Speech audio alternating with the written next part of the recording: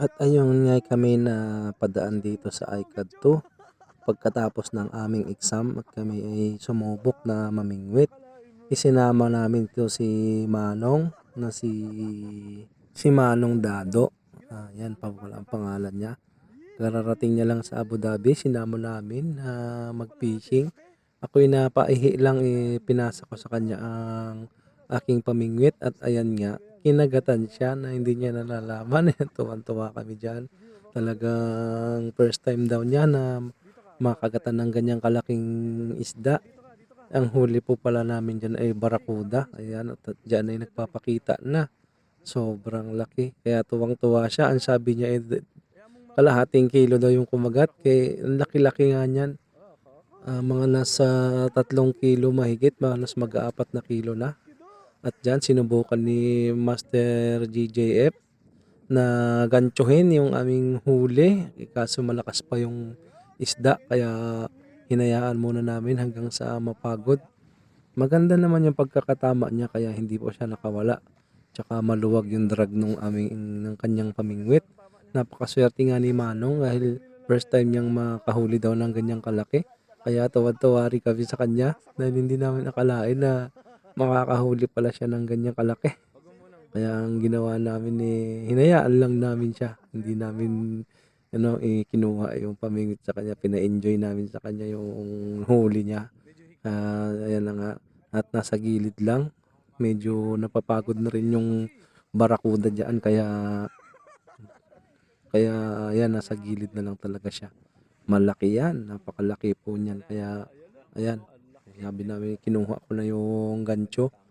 Nakipagpalit na ako kay Master GJF, siya na yung nagbibideo. Ako na yung gagancho sa isda. Napakalikot at hindi steady sa isang lugar lang yung isda pero diyan sa oras na yan gumilid na siya. Hindi ko siya binutas.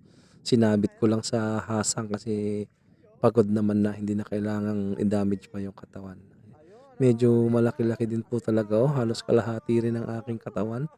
Yan po buhay na buhay, fresh na fresh yan. Ang ganda po kasi ng tama kaya hindi siya nakawala. Ang laki ng barakuda. Yellowtail na barakuda po ang aming huli. Yan, ipinahawak ko sa kanya kasi tuwan-tuwa talaga siya. First time niya yan na tinanong ko siya kung ngayon lang siya nakahuli ng ganyang kalaki. Oo, sabi niya oo. Hindi po mo siya masyadong sanay mag-casting. Kumbaga, marunong po siya mag-itcha ng pamingwit pero hindi siya sanay sa casting. Kaya ako'y napaihi lang. Paglingon ko may kumagat na sa kanyang kinakast.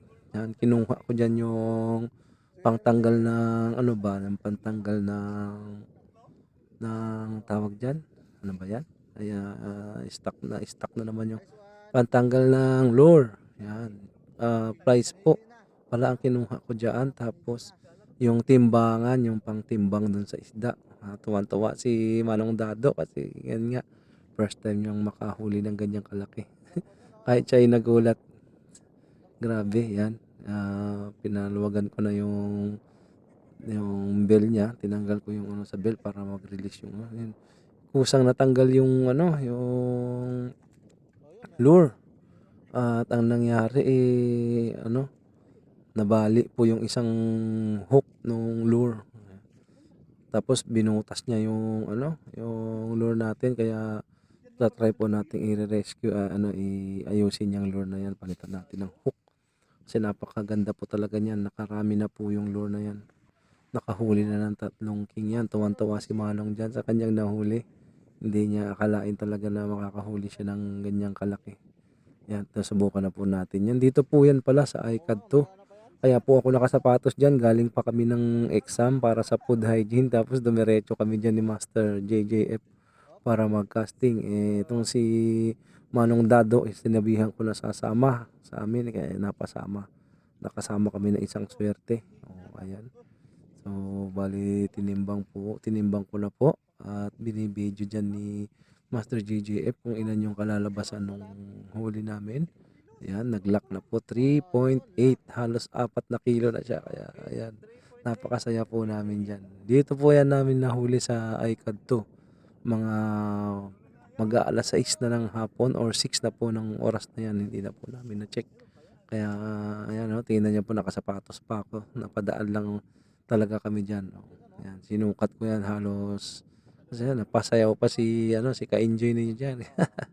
Napasayaw pa ako diyan, eh. Tuwang-tuwa ako kasi first time nga ni Manong Dado na makahuli daw ng ganyang kalaki. At kami sa tagal ng panahon na rin na hindi na nakakahuli ng barakuda. Salamat po sa panonood mga ka-enjoy. Yan, hanggang sa susunod. Thank you.